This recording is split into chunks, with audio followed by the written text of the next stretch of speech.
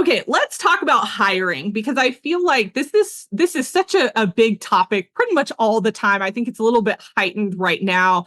But when you're hiring somebody, I'm going to get a little bit into the weeds because I think this is what people want to hear from managers specifically.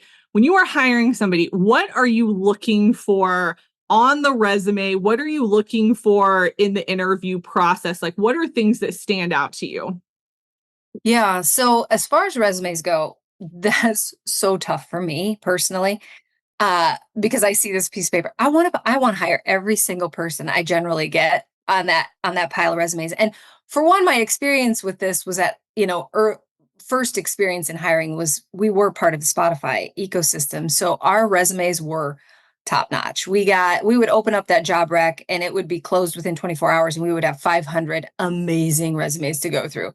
So I did have that. And so I would say probably the best impact would be if your network, if you can get in the right pile of resumes, because I know a lot of companies have where you have internal referrals because you know Mhm. somebody and that goes in a different pile. And honestly, that pile gets more eyes on it generally.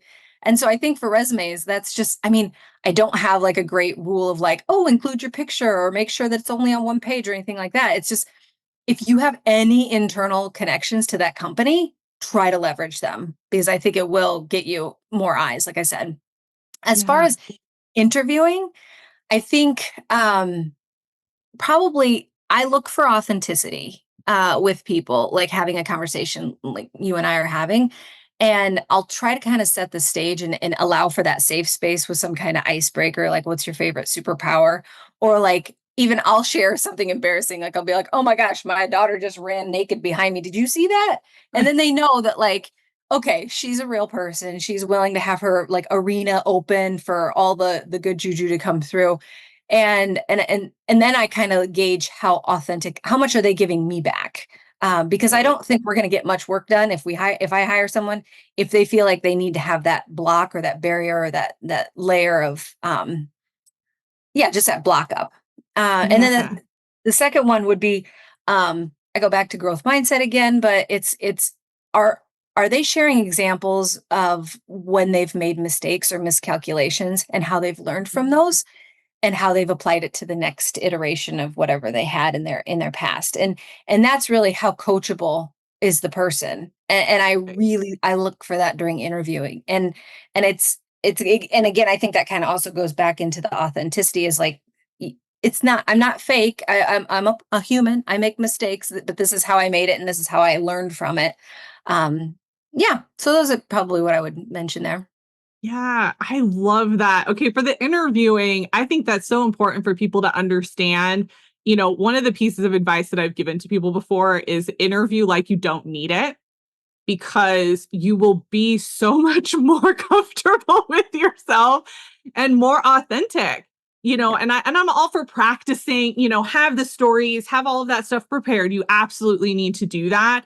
But when you sound robotic Mhm. because you've practiced so much, that's what makes it hard when you're on the other side, right? Because it's like, am I getting the real you or am I getting this practiced and rehearsed Right. version of you?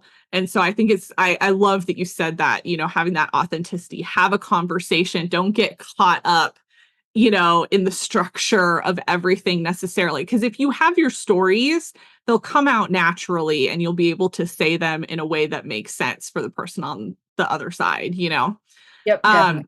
the other thing I have to point this out for the resumes because I think we're seeing this a lot right now.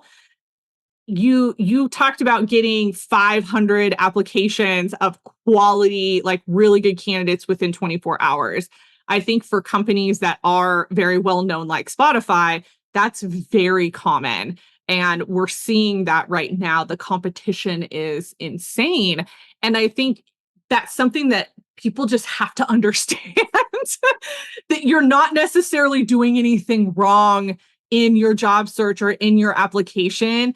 There's just a lot of competition, Yep. and people talk about like networking and it's like, why should I have to network? There's an application. Why can't I just apply for it? For this reason. This is why, because it's not just an application, it's you against 500 other people who look exactly like you on paper. And so how do you make that distinction? And I've had other guests on that have talked about prioritizing the internal referrals as well. Like those have to go straight to the top in some companies. They get responded to first, all of that. And so I think any organization that has that type of referral system, if you're not making use of it, you're likely potentially not going to be in the right pile, as you said. And so I appreciate you saying that so that people understand what that looks like from the other side. It can be extremely overwhelming to have 500 applications to look at.